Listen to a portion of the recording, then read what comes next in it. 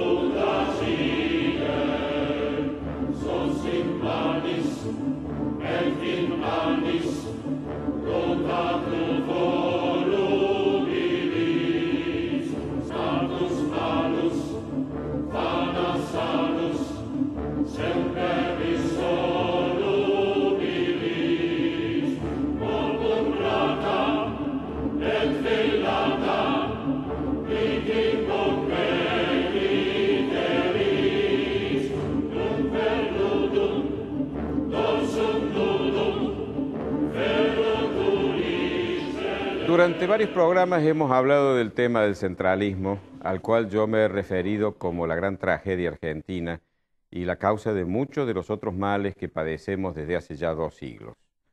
Les he contado cuál es, a mi juicio, la génesis, cómo se originó el centralismo, cómo ha ido evolucionando a lo largo del tiempo y cómo ha dado lugar a la aparición de otros fenómenos como el populismo, la hegemonía personalista, la corrupción, etcétera, etcétera.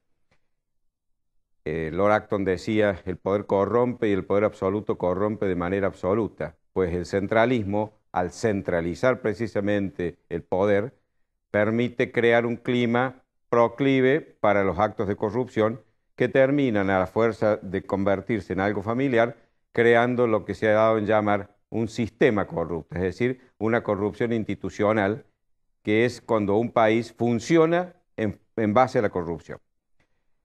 Yo les dije que íbamos a hablar al final de cuáles son las soluciones que yo propongo para terminar con este fenómeno que tanto daño nos causa.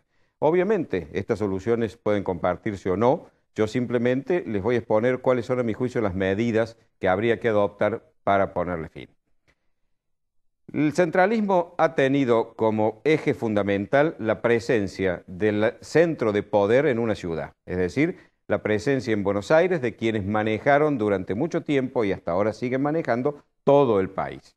Es decir, lejos de ser un país federal como soñaron en 1853 y mucho antes muchos argentinos, se convirtió en un país unitario, centralizado, y eso tiene como punto de referencia una ciudad, es decir, hay un punto geográfico. Lo primero entonces es quitar la sede del poder político de ese lugar, es decir, trasladar la capital de la República. Casualmente la Presidenta de la Nación ha tocado este tema, sugiriendo a Santiago del Estero como capital. No sé si Santiago del Estero es la que debe ser. Lo que estoy absolutamente seguro es que no quiero que este gobierno lo haga, porque seguramente detrás de eso debe haber alguna intención subalterna, aunque yo creo que en definitiva la Presidenta lo ha dicho para desviar la atención de tantos problemas que hoy estamos padeciendo y darnos un tema para que nos entretengamos. De cualquier manera, les recuerdo una cosa. La República Argentina tiene una capital que no es Buenos Aires. La capital argentina legal se llama Viedma. Durante el gobierno del doctor Alfonsín, el Congreso de la Nación sancionó una ley que declaraba Viedma capital de la República. Esa ley, como tantas otras en la Argentina, nunca se cumplió, pero hasta donde yo sé nunca fue derogada. De manera que a pesar de que sigue estando todo concentrado en Buenos Aires, la capital de la Argentina es la ciudad de Viedma, provincia de Río Negro. Ahora, yo no creo que esto sea un acto milagroso. Los médicos no creemos en la panacea que curan todos los males. No, no es que cambiamos la capital y se terminó el problema, no. Pero es un paso importante, y es importante porque nos permitiría varias cosas. Primero, tener una ciudad que sea realmente sede de las autoridades y no una ciudad beneficiada con los recursos de todo el resto del país. Es decir, no es cuestión de trasladar el centralismo de Buenos Aires a otra ciudad, es cuestión de hacer una ciudad administrativa, institucional, que viva de lo suyo, que no esté mantenida por el resto del país, pero que sea la ciudad a donde habitan las autoridades. Pero además nos daría la oportunidad de dividir los poderes geográficamente. Una forma de lograr una de las cosas que falla en la Argentina, que es la independencia de los poderes, es separarlos. Ustedes me dirán hoy, a través de los medios de comunicación, estamos en permanente estado de comunicación a la distancia que sea. Es cierto, pero el no haber contacto físico permanente entre el Poder Ejecutivo con el Legislativo y el Judicial, a los que suele justamente subordinar, permitiría hacer que la independencia sea más efectiva. Poner la capital en un lugar, el Poder Judicial, la Suprema Corte de Justicia, me refiero, en otra ciudad, y el Poder Legislativo, el Congreso de la Nación, en otro. Fíjense que la experiencia histórica nos dice que el federalismo se fortalece cuando Buenos Aires no es capital, porque esa experiencia existió durante pocos años, entre 1853 y 1861. Cuando los argentinos en Santa Fe nos dimos la Constitución, Buenos Aires no quiso participar, se separó del país, la capital estuvo en Paraná. Buenos Aires luego nos declaró la guerra, le ganamos la batalla de Cepeda y la incorporamos al país. Y siguió sin ser capital hasta que un nuevo golpe de Estado le permitió ganar una batalla y llevarse la capital a Buenos Aires en 1861. Y ahí se terminó la experiencia federal. Pero durante esos años, Buenos Aires fue la más acérrima y entusiasta defensora del federalismo. ¿Por qué? Porque no era la capital. Porque el federalismo le convenía, porque le permitía vivir de sus propios recursos y no tener que estar brindando los recursos a una capital ávida y de codicia como es ella. Entonces, sacar la capital de Buenos Aires, ya la experiencia nos dice que nos hace ganar un paso importante. Pero además, tenemos que reformar la Constitución. Pero reformarla no para beneficiar al gobierno actual o el que esté en ese momento, como se ha hecho siempre, sino reformar la Constitución para cambiar a aquellos que la experiencia nos dice que no está bien y poder salvar los desastres de la Constitución de 1994. Una Constitución que tiró por la borda los pocos resabios de federalismo que teníamos cuando le reconoció al gobierno nacional algo que nunca tenía, que era facultades para recaudar impuestos indirectos, se los dio en concurrencia con las provincias. Una barbaridad. Se había apropiado de esos impuestos inconstitucionalmente, pero en lugar de poner un límite categórico en la reforma de la Constitución, lo que hizo fue concederle lo que ya tenía. Es decir, hoy la consecuencia, la renta fiscal queda en un 84% en manos de la Nación. Federalismo no existe. Además, la elección del presidente de la Nación hizo que valga más un partido de alrededor de la ciudad de Buenos Aires que varias provincias. ¿Por qué? Porque la concentración brutal de gente en la única ciudad rica que se ha ido de otros lugares donde no podía subsistir, ha hecho que demográficamente la Argentina sea un país monstruoso, es decir, con una cabeza gigantesca y un cuerpo pobre, flácido y enfermo. Entonces, modificar la Constitución, cambiar la República, la capital de la República, y sobre todo elegir bien a nuestros representantes en el Congreso de la Nación, que no vayan a representar partidos políticos o mandamases de turno, sino que vayan a representar los intereses de cada provincia, porque los intereses de cada provincia en armonía con el resto y sin descuidar los intereses del conjunto es lo que va a poder hacer de la Argentina un país desarrollado de manera equilibrada. Esas son para mí algunas de las medidas fundamentales para terminar con el centralismo. Vendrán otras, que sería ya largo, pero por ejemplo una reforma fiscal que haga que la recaudación de los impuestos la hagan las provincias y si es posible los municipios y que se coparticipe a la nación al revés de lo que ocurre hoy. Es decir, que la nación administre los recursos que necesita para el gobierno de todo el conjunto, pero las provincias sean las que recauden como lo preveía la Constitución del 53 y que desgraciadamente hace muchos años se dejó de hacer. Todos estos cambios harían que la Argentina, como un guante que se saca dándolo vuelta, cambiara de la noche a la mañana y iniciara una etapa en la cual sería posible, como les decía recién, un país distribuido geográficamente en forma equilibrada y armónica.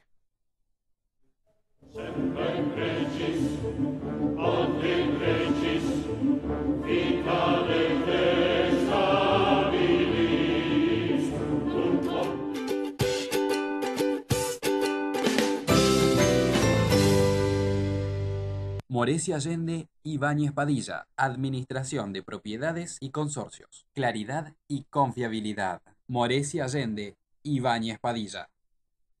Centro Tomografía Computada Córdoba Sociedad Anónima. Instituto Ulton, líder en diagnóstico por imágenes. Primer instituto de cirugía ambulatoria mínimamente invasiva del interior del país. Avenida Vélez Arfiel 562, Córdoba, Argentina. Teléfono 0351 426 7700.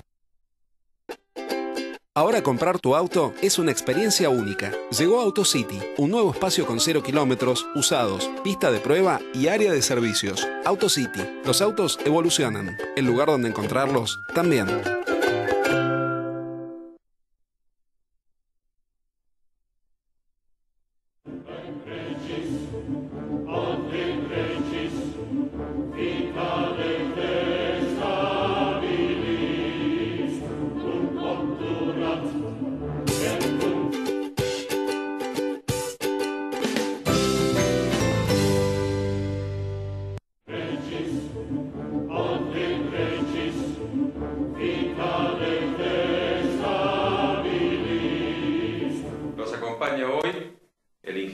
Cristian Lerroulet, chileno, es ingeniero en comercio y es además máster en economía por Chicago.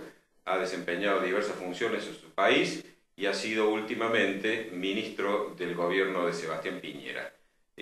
Profesor Lerroulet, es un gusto tenerlo con nosotros. Un gusto para mí estar con usted. Bienvenido a la Argentina y a Córdoba, profesor. Muchas gracias. Profesor Lerroulet, hace 2 años estuve en la presentación de un libro de un chileno, Mauricio Rojas.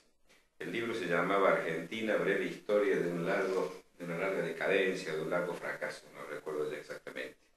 Allí su coterráneo contaba, después de una experiencia vivida en Suiza, donde fue siendo socialista y volvió siendo liberal, que como Argentina, cuando abandona las propuestas políticas liberales, deja de estar en el podio de las grandes naciones a las que les habían llevado estas políticas y empieza un periodo de decadencia que hasta el día de hoy todavía padecemos. Y hace poco subí a un blog mío una nota de Mauricio Rojas a donde decía ¿qué le pasa a Chile? Y ahí contaba que Chile, que había sido realmente un ejemplo para América Latina y para el mundo de aplicación de ideas liberales y de éxito, en donde había habido un crecimiento por encima de todos los parámetros del continente, que había habido realmente una verdadera revolución educativa y social, donde las clases más desposeídas habían aumentado sus ingresos en 2,5 lo habían multiplicado por 2,5. En fin, que Chile había sido realmente el modelo de país exitoso y que últimamente parece que la ampliación del horizonte de expectativas había hecho que con el segundo gobierno de Bachelet se quisiera volver hacia atrás y que ya se estaban viendo las consecuencias negativas. Cuéntenos un poco desde su perspectiva cómo es esto. Bueno, le complemento inmediatamente. Mauricio Rojas, en ese artículo sobre Chile, dice que Chile está sufriendo las consecuencias de su éxito, que es el resultado del éxito. Y yo creo que es verdad, o sea, creo que Chile era un país ya por la década del 80, en el siglo pasado, que estaba en la medianía de los países de América Latina, si uno lo mide por indicadores de salud, indicadores de educación, indicadores de pobreza, indicadores de ingresos per cápita. Y hoy día es el país líder en América Latina, el que tiene mayor ingreso per cápita, los mejores resultados en materia de educación, el que más ha visto reducir su pobreza. Y la pregunta es ¿por qué? Y la respuesta es muy clara, todo el mundo lo conoce. Chile ha adoptado un modelo de democracia, de economía de mercado libre, integrada al mundo. Para que tengan una referencia, Chile está entre los 10 países en el mundo de mayor nivel de libertad económica. Está en el puesto número 7 en el último indicador. Y gracias a eso se ha desarrollado la libertad de emprendimiento, la libertad en toda la sociedad, y se ha podido crecer, dar empleo, mejorar todos los indicadores. Pero efectivamente, y esta no es la historia solo de Chile, es la historia de la mayoría de los países del mundo que tiene este éxito en tan poco tiempo, han surgido demandas en la sociedad que son de alguna manera, en algunas áreas, volver un poco al pasado. Hay un movimiento estudiantil muy radical, muy de izquierda, que ha planteado... Sí, sería, ahora que ya somos ricos, repartamos. Exactamente. Y ese es un problema porque no somos todavía país desarrollado. Esto es lo que en la literatura se llama, y Mauricio Rojas también lo dice, se llama la trampa de los países de ingreso medio, que teniendo ingreso medio, creen algunos sectores de la sociedad que están en un país rico. Y por lo tanto exigen demandas que son imposibles de satisfacer. Porque si se satisfacieran, el país quebraría. Algo parecido le pasó a Argentina en el siglo pasado. Y no ha podido salir de esa situación. Entonces, estamos hoy día en una situación en Chile compleja respecto a esa materia. Pero quiero decirle, yo lo veo con optimismo. Usted se dirá, ¿por qué? Porque la sociedad chilena está reaccionando. Fíjese que el gobierno ha planteado una reforma tributaria, que es una reforma tributaria muy contra el emprendimiento, muy contra la pequeña y mediana empresa. Bueno, y se ha revelado la sociedad. Y tenemos hoy día un dirigente joven que nadie conocía, que se llama Juan Pablo Suet, que dirige y preside la Asociación de Emprendedores de Chile. Y que se ha movilizado, y eso ha llevado al gobierno a repensar su reforma tributaria y a bajarle los impuestos a las pequeñas y medianas empresas. Hay una reforma educacional en marcha que afecta a los establecimientos escolares privados. Se ha revelado a los padres. Ha sido un poco la bandera de la campaña electoral de Michelle Bachelet, la reforma educativa. Esa reforma, por supuesto, pero ya está en implementación y se han hecho las primeras propuestas de ley. ¿Qué ha ocurrido? Que los padres de familia se han revelado contra esto. ¿Por qué? Porque también hay una parte sustancial de la sociedad que no quiere volver al pasado. Profesor, permítame empezar un poco más atrás, para aprender nosotros, ¿cierto? Nosotros los escuchamos a ustedes con mucho interés porque nos interesa Chile, pero también queremos aprender nosotros. Permítame empezar con el gobierno socialista de Allende, que cae casi en la hiperinflación. En la hiperinflación. El gobierno, de alguna manera, de Pinochet, que es un gobierno de un dictador de extrema derecha, pero que consigue el milagro chileno.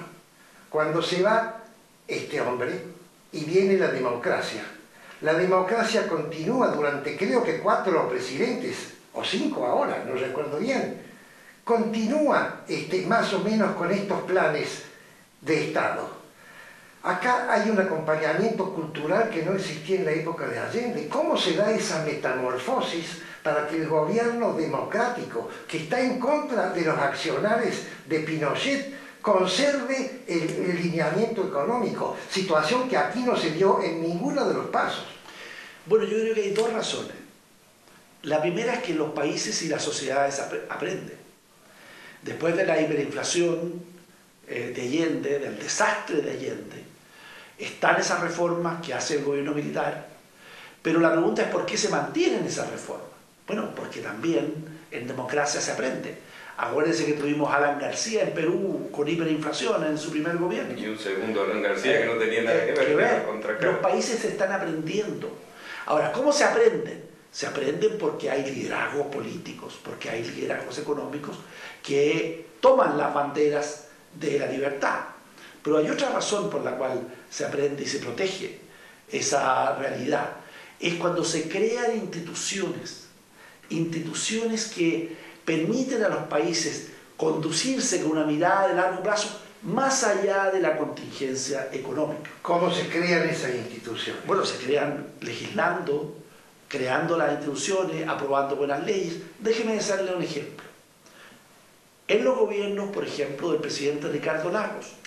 El presidente Ricardo Lagos es el tercer presidente de la coalición de centro-izquierda en Chile. Me olvidaba de Frey. Socialista. Todos ellos, ¿no? El presidente Ricardo Lagos firmó el acuerdo de libre comercio con Estados Unidos. Claro. El presidente Ricardo Lagos introdujo las concesiones en la infraestructura pública. Las principales carreteras, usted sabe, pasa por Santiago, las principales autopistas son todas concesiones privadas. ¿Quién hizo eso? El presidente Lagos. Y así podría seguirle dando ejemplos de avances institucionales que no fueron solo del gobierno de Pinochet, sino que también de los gobiernos de centro izquierda. ¿Para qué decir el gobierno del presidente Sebastián Piñera? El gobierno del presidente Sebastián Piñera hizo reformas institucionales, por ejemplo, en favor del emprendimiento, sustanciales. Hoy día Chile es un modelo en el mundo respecto a una cultura emprendedora. ¿Cómo? Creando, cambiando leyes, creando instituciones en esa dirección. Profesor, usted me dice, con la hiperinflación se aprende. ¿Y qué pasa cuando no se aprende? Bueno, en algún momento los países aprenden. El problema es que mientras no se aprende, la sociedad, los más pobres, pagan un costo muy alto. Los trabajadores, usted sabe que con la hiperinflación, quienes más pierden son los trabajadores. Justamente los que tienen ingresos fijos. Exactamente. Entonces, ese aprendizaje es el que yo creo que tiene que existir también en Argentina. Ustedes están viviendo un momento muy difícil hoy día con el tema del default. Hay otros países de América Latina, piense usted en Brasil, que también tuvo problemas similares. Piense usted en Perú, que también tuvo problemas similares. Esos países aprendieron. ¿Se puede vivir el default permanentemente? Por supuesto que no. Es imposible. En el mundo de hoy, y esto es de nuevo otra lección de Chile, Chile, si hay alguna de sus políticas e instituciones fundamentales, es la apertura al mundo.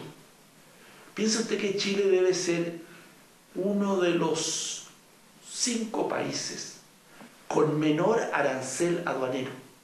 Nosotros prácticamente estamos integrados a todo el mundo. Somos un puerto libre todo el país. Y en Iquique es directamente... No, pero ahora es todo el país. Ustedes tienen una cordillera de un lado, una franja muy chiquita, el mar, y después el Pacífico y Asia.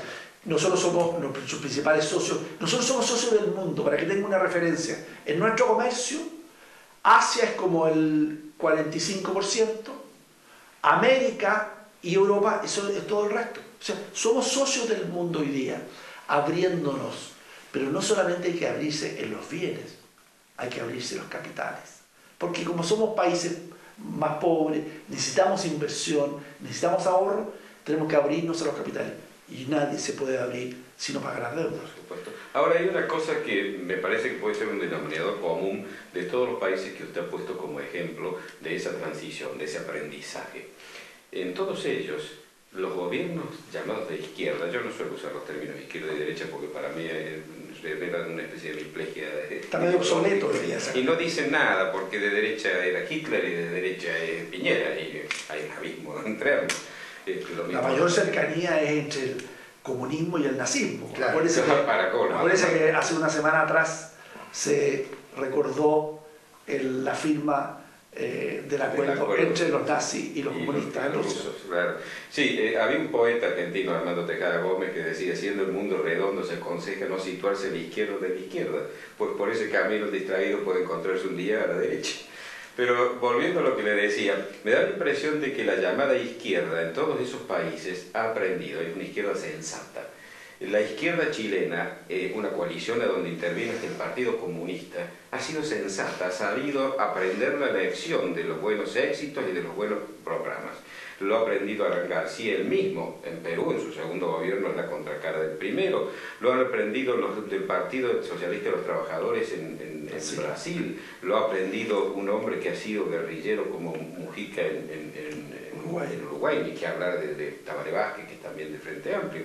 Es decir, Quizás la tragedia argentina es que la izquierda nuestra es una izquierda absolutamente irresponsable, es una izquierda ideologizada que no le interesa realmente el sentido práctico, sino seguir alimentando unas ideas que ya obviamente están herrumbradas por todos lados. Claro, como, mire, aquí lo que ha pasado en América Latina es que se creyó en la ilusión del socialismo del siglo XXI de Chávez.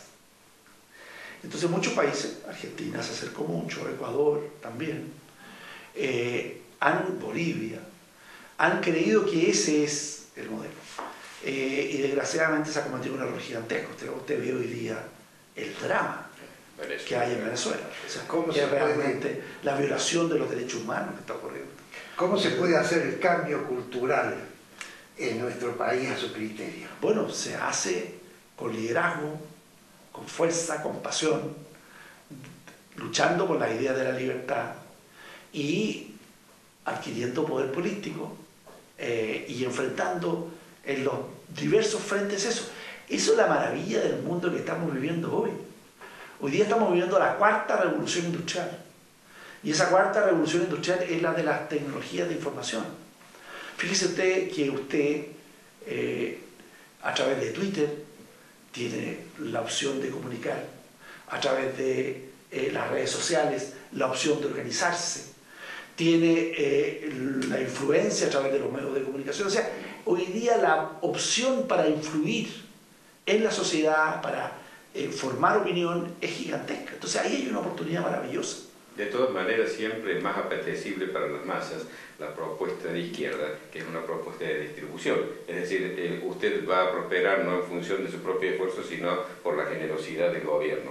Es decir, este mal llamado estado de bienestar, el nombre me parece inapropiado, porque todos queremos un estado de bienestar. Este es el estado repartidor de bienestar, que es realmente dramático, porque entonces anula la iniciativa de cada cual para poder propender a su propio bienestar con su esfuerzo y su trabajo. En lugar de darle trabajo, le reparte.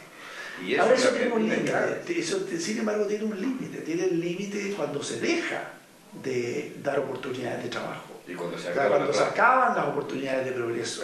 Entonces ahí es donde nosotros tenemos que estar presentes con una agenda, con nuestras ideas, y ese es el caso chileno. El caso chileno es ilustrativo de esto. Cada vez que ha habido una postura contraria a la libertad, contraria al emprendimiento, contrario al esfuerzo personal de progreso, al esfuerzo de educarse, ha surgido una fracción de la sociedad en contra de eso. Entonces, la principal recomendación es que las políticas para progresar ya se conocen. Lo que se necesita es actuar en política, opinar en política. Y eso es un poco el llamado que hoy día tiene que hacerse a los argentinos. Ustedes tienen elecciones muy pronto, hay que prepararse para ellas, ustedes tienen que trabajar con la gente que hace opinión, que quiere entrar en política, porque este país se merece mucho, mucho, mucho más de lo que ha ocurrido en el último tiempo. ¿Ustedes ven a la Argentina con desconcierto, con preocupación, con tristeza o con esperanza? Yo diría con tristeza y esperanza.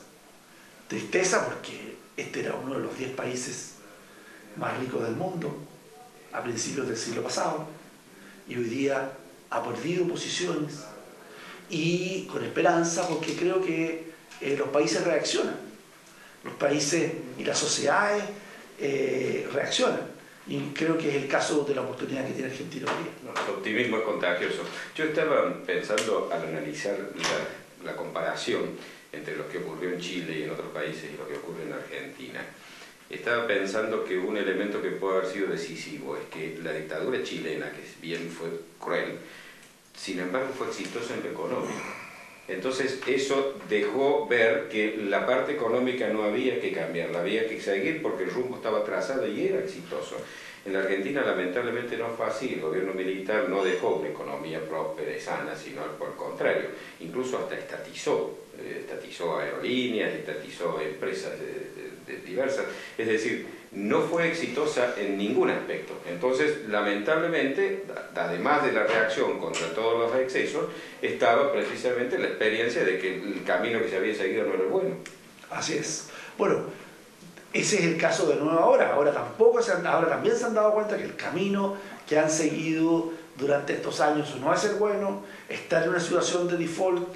Yo creo que aquí hay una regla de sentido común, que estoy seguro que los televidentes lo van a entender. Usted no confía en alguien que no paga sus deudas, ¿no es cierto? Y no opera más con esa persona. Y entonces no opera más con esa persona. Entonces es razonable y se da cuenta la sociedad que eso es malo, y por lo tanto hay que cambiar a esas personas que hacen una cosa tan delicada como el no pagar sus deudas, no cumplir sus compromisos. Una pregunta al economista ahora. ¿Usted cree que en una situación de recesión y de alta inflación, la solución que da un gobierno de aumentar el gasto público para que aumente el consumo, que va a aumentar la venta, que va a aumentar la producción, es atinada? No, es una muy mala solución. Cuando usted tiene los niveles de inflación que tiene Argentina, usted genera un problema de confianza, y por lo tanto, por más que usted aumente el gasto público, el gasto privado no va a aumentar. Porque la gente ve esta situación de inflación, ve esta reacción y dice, no, yo frente a esto, prudencia, calma, guardo mis recursos, espero mejores tiempos para gastar, para invertir. En consecuencia, es una mala política. Tiene usted que corregir el fondo del problema. ¿Por qué tiene usted inflación? Porque usted está financiando un déficit fiscal con emisión monetaria. Y por lo tanto, ahí tiene que actuar, tiene que corregir esa situación de déficit fiscal, y ahí va a poder superar el problema de la inflación. Profesor, se nos ha acabado el tiempo, lamentablemente. Ha sido un gusto tenerlo aquí, realmente nos ha dado una lección de economía, de sentido común y de política exitosa. Y sabemos que ha venido a la Bolsa de Comercio porque tenía reuniones en la Bolsa y nos ha dejado un lugar a nosotros para nuestro programa Palabra de Honor. Así que le agradecemos mucho y quedamos en deuda con usted, profesor, y con Chile. Muchas gracias a ustedes.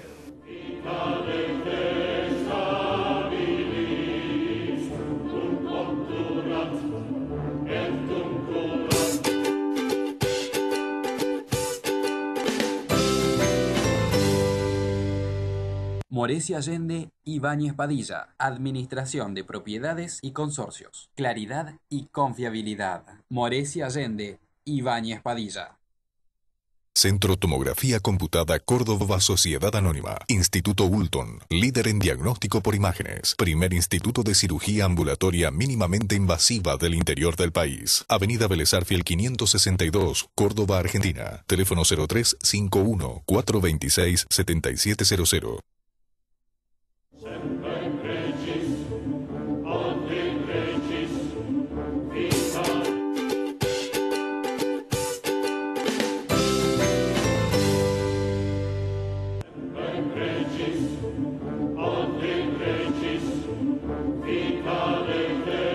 Estamos por cruzar el punto de no retorno y los ciudadanos de este país siguen viviendo como si no pasara nada.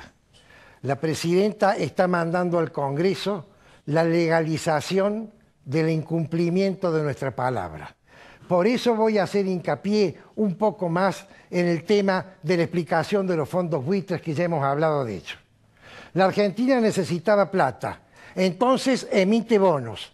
Esos bonos, que tienen una cotización 100, porque así los larga el mercado, los manda a las bolsas del mundo, a la bolsa de Nueva York. Inversores compran ese bono a 100 porque confían en la Argentina y porque tiene un interés interesante. Tiempo después cambia el presidente. Viene un nuevo presidente y en el Congreso dice que no va a pagar la deuda. Y aplaudido y vitoreado por el Congreso de la República Argentina, por los representantes del pueblo y por los representantes de la provincia. Primera pregunta, ¿quiénes son los buitres? El que dice que no va a pagar la deuda y hace entonces que el valor del bono caiga casi a cero. Imagínense ustedes un bono oficial en donde el presidente dice que no va a pagar la deuda. Ese bono vale muy poca plata. Ese bono cayó a valores ínfimos. Hubo personas que los compraron. ¿Quién es el buitre? ¿El que bajó el precio porque dijo que no pagaba, porque incumplía su compromiso, porque incumplía su palabra, o el que compró el bono al valor de cotización? Sigamos la historia.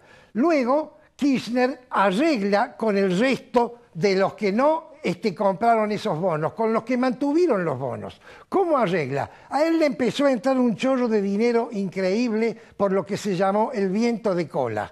Y entonces les dijo, señores, voy a arreglar la deuda con ustedes. Como yo no pagaba los bonos y ahora lo voy a pagar, les ofrezco el 25%. ¿Quién es el buitre? Imagínense ustedes que una persona les debe dinero y viene a ofrecerles un pago del 25% del dinero que les debe con el argumento de que si no, no van a cobrar. La mayoría arregla. Estos otros no arreglaron. ¿Qué hicieron estos otros? Fueron a juicio, ganaron el juicio. El gobierno apeló, volvieron a ganar y el gobierno volvió a apelar. Y entonces la Corte Suprema de Justicia de los Estados Unidos dijo, no hace falta tratar este tema porque este tema está muy claro. Y le volvió al juez Griesa de nuevo el expediente. ¿Quiénes son los buitres? Los que no cumplen con la justicia que ellos mismos habían elegido para poder vender los bonos, la justicia de los Estados Unidos, o aquellas personas que quieren que se cumpla su contrato. Sigamos adelante. ¿Qué hace nuestra presidenta entonces? Dice, no puedo pagar. ¿Por qué no puedo pagar? Porque si yo arreglo con los buitres, todos los otros que he firmado una cláusula que si hay un arreglo mejor pueden acoplarse, van a venir a querer lo mismo. Y entonces no puedo pagar. ¿Qué hacen funcionarios del gobierno, el presidente del Banco Central y otros funcionarios? Arman un arreglo privado con los bancos. ¿Y qué dicen? Los bancos van a comprar la deuda y luego van a arreglar con el Estado. A 2 horas de que ese arreglo se oficializara, Kicillof, mandado por Cristina, a quien había convencido, hizo que ese arreglo quedara en la nada y entonces no se pudo terminar de pagar la deuda. ¿Qué ha pasado ahora? Cristina dice, voy a cambiar de fuero, no puedo pagar en Estados Unidos porque me congelan los fondos. Entonces voy a pagar en Buenos Aires y voy a pagar con la justicia de Buenos Aires. ¿Quiénes son los buitres? Cuando una persona es mentirosa, y no quiero ofender a nadie, no es mi intención ofender a nadie, pero tengo que hablar con el sentido de las palabras. Cuando una persona no dice la verdad, es mentirosa.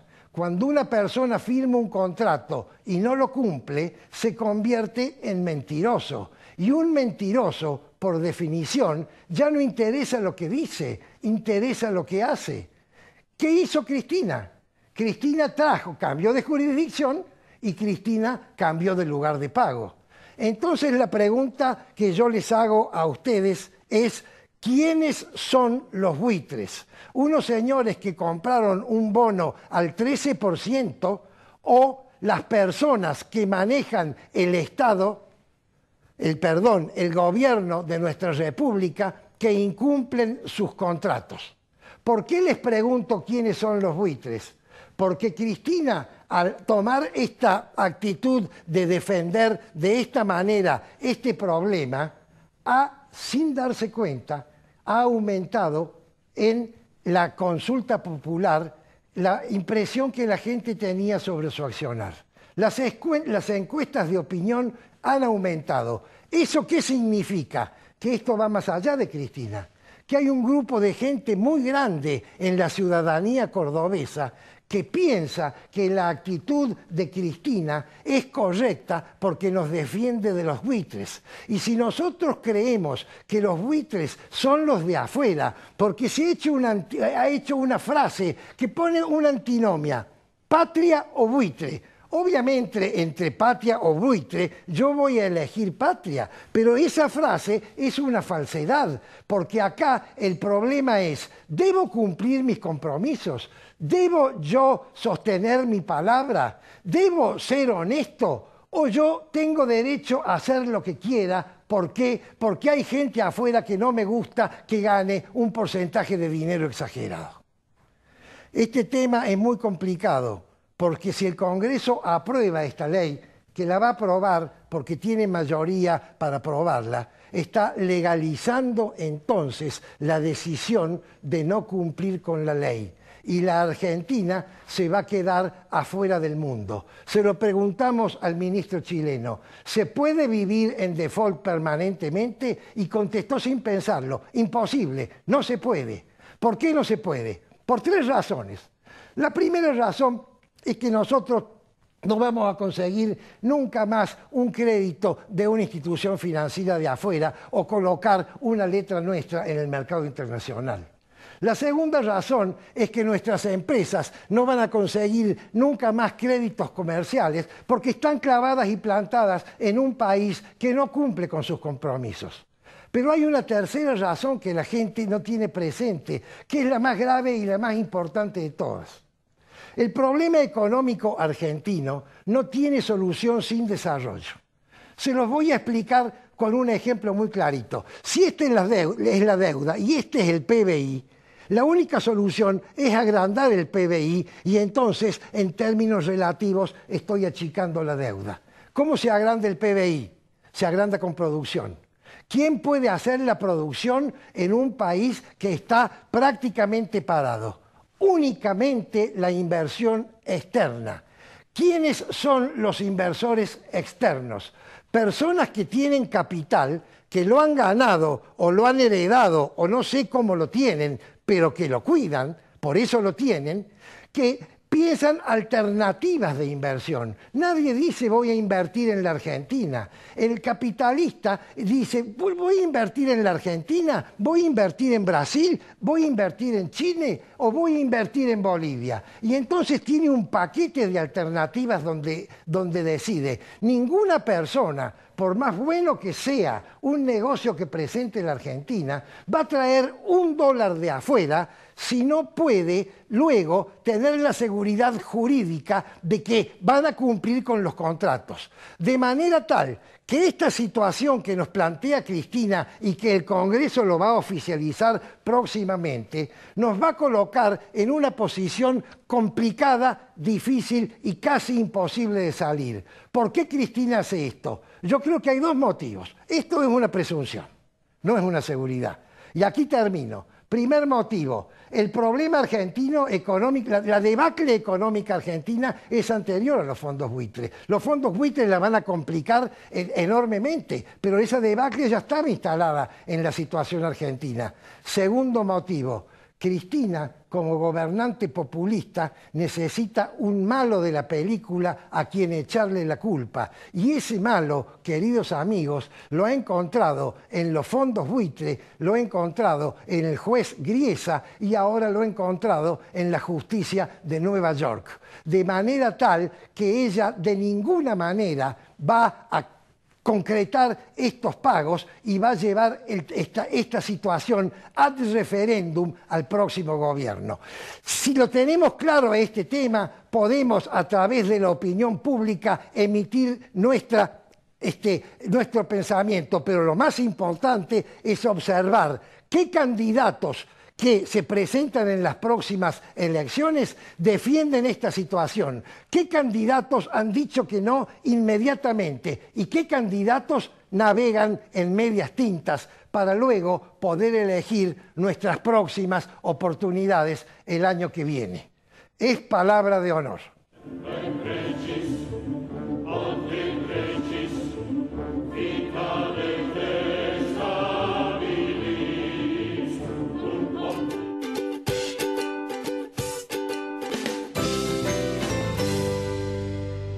Morecia Allende, Ibáñez Padilla, Administración de Propiedades y Consorcios. Claridad y confiabilidad. Morecia Allende, Ibáñez Padilla. Ahora comprar tu auto es una experiencia única. Llegó AutoCity, un nuevo espacio con 0 kilómetros, usados, pista de prueba y área de servicios. AutoCity, los autos evolucionan. El lugar donde encontrarlos también. Centro Tomografía Computada Córdoba Sociedad Anónima. Instituto Ulton, líder en diagnóstico por imágenes. Primer instituto de cirugía ambulatoria mínimamente invasiva del interior del país. Avenida Vélez Arfiel 562, Córdoba, Argentina. Teléfono 0351 426 7700.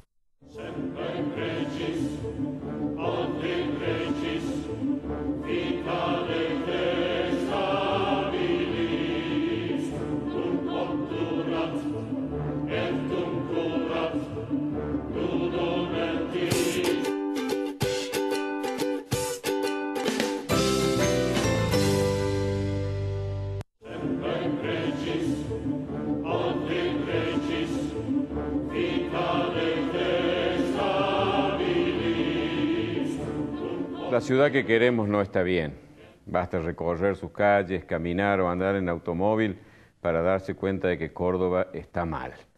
Uno ve el estado de las calles, el estado de las veredas, el estado de suciedad que hay por todos lados, falla el transporte automotor colectivo, falla el sistema de cloacas, falla el sistema de distribución de agua corriente. Es decir, la ciudad está muy mal, la ciudad no está como debería estar. La semana pasada el diario La Voz del Interior se hizo eco en 2 notas de 2 problemas que son realmente serios y de los cuales nosotros nos hemos ocupado. Y nos llena de satisfacción que un diario como La Voz del Interior haya también llevado adelante estas denuncias de situaciones que son realmente preocupantes. Una de ellas es el tema del alumbrado público. El alumbrado público no es simplemente la comodidad de tener una buena luz cuando uno va por la calle, sino que hace también a la seguridad. Y la seguridad es uno de los problemas más serios que afronta en este momento nuestra ciudad y nuestra provincia en general. La Voz del Interior, a través de una nota de Germán Pandolfi, mostró cómo hay un montón de situaciones en donde uno transita por la ciudad y se encuentra con 1 kilómetro, 2 kilómetros de una calle absolutamente a oscuras, calles con iluminación en donde hay un 10% de los focos encendidos, lugares a donde está encendida la luz de día, es decir, desperdiciando un gasto importante, incluso hasta lo hemos visto frente al propio Palacio Municipal en la llamada Plaza de la Intendencia. Es decir, hay un serio problema con el tema del alumbrado público. Nosotros les voy a recordar que cuando nos ocupamos del tema de las estatuas, una de las cosas que dijimos que era una lástima, que muchas de las estatuas, la mayor parte de las principales estatuas de la ciudad, están a oscuras durante la noche. Ustedes me dirán, eso es una cuestión meramente estética, quizás también lo sea, pero es importante que por lo menos cuidemos las estatuas de nuestros próceres para que cuando la gente pasa por la noche pueda verlas. Les voy a mostrar, señor director, algunas fotos que ya vimos cuando hablé de ese tema en otro programa anterior. Aquí tenemos la estatua de Dalmacio Vélez Arfiel en la plaza que lleva su nombre. La foto quizás no muestra tanto la oscuridad en que está, pero es realmente notable. Hay luces alrededor, pero la estatua no está iluminada. La que sigue es la estatua del deán Gregorio Funes. La estatua del deán Funes, que está en la plaza que lleva su nombre, está también totalmente a oscuras. Uno pasa por ahí y no sabe que hay una estatua, no ve la estatua. Y algo parecido o igual pasa con la estatua que está al frente, que es la del gobernador Juan Bautista Bustos, que también es una estatua relativamente nueva, tiene 3 años y está en total oscuridad. Ni siquiera el general San Martín en la plaza fundacional de la ciudad se ha salvado de eso. Miren ustedes la imagen de la plaza San Martín y la estatua del Libertador totalmente sumida en la oscuridad. Pasa lo mismo con el fundador, don Jerónimo Luis de Cabrera, a espaldas de la catedral, totalmente a oscuras. Y hasta Domingo Faustino Sarmiento sobre Avenida Pueyrredón, en la plaza que lleva su nombre, también totalmente a oscuras. Pues no solo pasa con las estatuas. Como les decía recién, hay calles que pasan días enteros, meses incluso, absolutamente a oscuras. Por ejemplo, el puente sobre Avenida Valparaíso, cuando pasa por encima de la Avenida Circunvalación, hace 2 años que no tiene ninguna luz encendida, ninguna. Hay realmente, por Avenida Duarte Quirós, hay un espacio donde hay 6 cuadras donde no hay ningún tipo de iluminación. Y hasta en el mismo centro de la ciudad. Les muestro ahora, por ejemplo, el caso de la calle 27 de Abril entre Vélez Arfiel y Belgrano. Y esto ocurre ahora, en este momento. La foto está tomada la semana pasada. Y ahora estamos, la última foto la hemos levantado porque era una foto de la calle Caseros de la Compañía de Jesús. Estaba la cuadra más importante de la República Argentina, de la única manzana del país que está declarada Patrimonio de la Humanidad, estaba absolutamente a oscuras y daba miedo pasar, porque las otras calles tienen, los edificios tienen sus luces, los comercios tienen sus luces, acá no hay ni edificios ni comercios, y realmente daba miedo pasar por ahí. Y la otra nota que también salió en La Voz del Interior la semana pasada era de Germán Negro sobre el vandalismo. Y decía algo que lo hemos dicho muchas veces en esta columna. El vandalismo en Córdoba ha llegado a niveles verdaderamente escandalosos. No sé si hay en el mundo una ciudad donde haya tanto vandalismo como en Córdoba. Cada manifestación, y las hay todos los días, destruye paredes, escribe sobre monumentos históricos, escribe sobre las estatuas, rompe cosas, destruye, hace daño, en fin, permanentemente lo vemos. Y una de las cosas que en donde parecen haberse ensañado más es en los semáforos. Y justamente el periodista de La Voz del Interior señalaba cómo la ruptura de los semáforos, además de crear problemas en el tránsito, crea situaciones de sumo peligro, porque hay semáforos donde se han girado el foco y uno no sabe si el que le toca está en verde o está en colorado. Les muestro, por ejemplo, este caso. Este semáforo está en la avenida Vélez Arfiel, está en la avenida Irigoyen, y está destruido. Es el semáforo peatonal por el que los peatones tienen que cruzar. Luego tenemos otro en la avenida Vélez Arfiel. Fíjense ustedes este otro semáforo. Esto es avenida Vélez Arfiel que está en el piso, está roto. Eso creo que es una casilla de control de semáforo, no es un semáforo en sí mismo. El siguiente es un semáforo de la calle Rosario de Santa Fe, en donde vemos que está totalmente torcido y uno no sabe para dónde está apuntando. Y lo mismo pasa en la esquina de Trejo y Duarte Quirós, es decir, la esquina de Montserrat. Ven que el semáforo está apuntando el de arriba para un lado, el de abajo para otro, y realmente eso genera una enorme confusión. Yo me pregunto, y les preguntaría a la gente que hace estas cosas, ¿no quieren la ciudad? ¿La odian? ¿La quieren destruir? Vayan a vivir a otro lado, nadie se los impide. Déjennos los que la queremos, que podamos vivir en una ciudad ordenada, limpia, de la cual nos sintamos incluso orgullosos cuando viene gente de otro lado para mostrársela. El vandalismo es una enfermedad social y muy grave, y desgraciadamente, insisto, en Córdoba ha llegado a niveles extremos.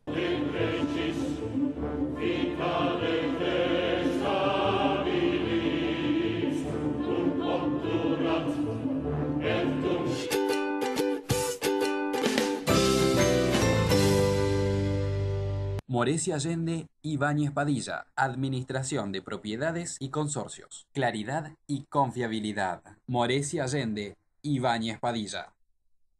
Centro Tomografía Computada Córdoba Sociedad Anónima. Instituto Ulton, líder en diagnóstico por imágenes. Primer instituto de cirugía ambulatoria mínimamente invasiva del interior del país. Avenida Vélez Arfiel 562, Córdoba, Argentina. Teléfono 0351 426 7700.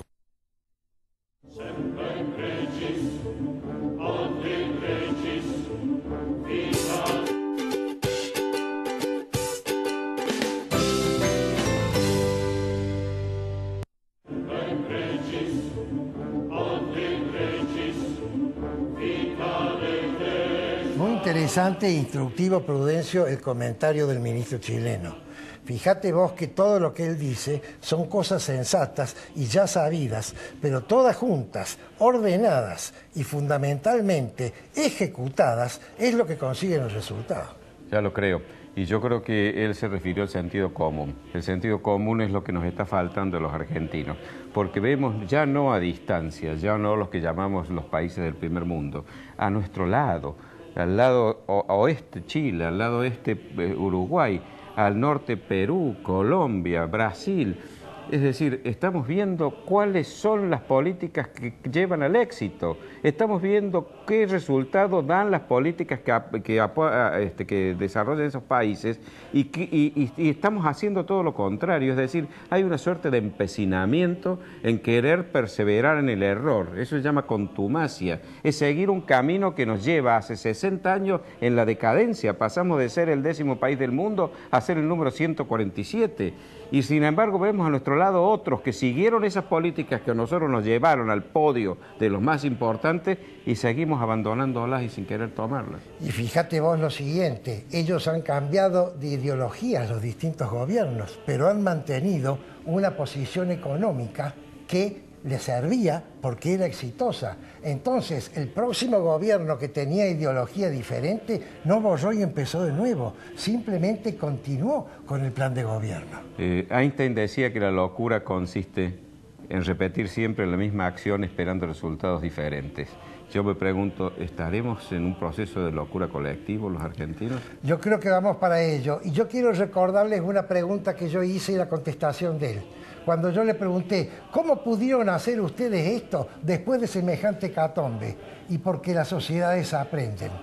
Y si no aprenden, le pregunté yo, y si no aprenden, los que más sufren son las clases más necesitadas y más desposeídas. Así es. Nos veremos entonces el próximo lunes, si Dios quiere.